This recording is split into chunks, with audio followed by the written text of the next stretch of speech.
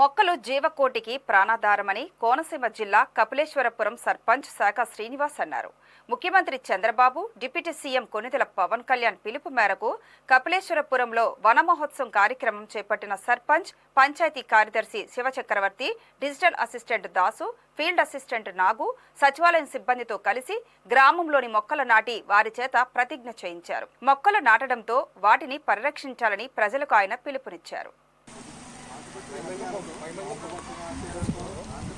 ఆంధ్రప్రదేశ్ అభివృద్ధి తోడ్పడాలని రచన చెట్టే ప్రగతి సోపాన మార్గమని గుర్తిరిగి ప్రకృతిలోని సమృద్ధి స్థితి అవసరాన్ని గుర్తిస్తూ ప్రతి నీటి బొట్టును సద్వినియోగపరుస్తారని చెట్ల ఆవశ్యకత పట్ల అవగాహన పెంచుతూ వనాలను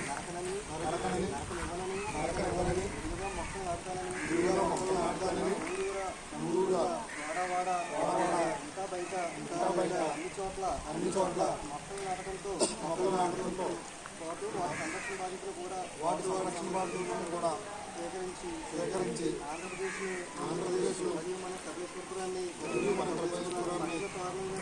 తీర్చిదిద్దేందుకు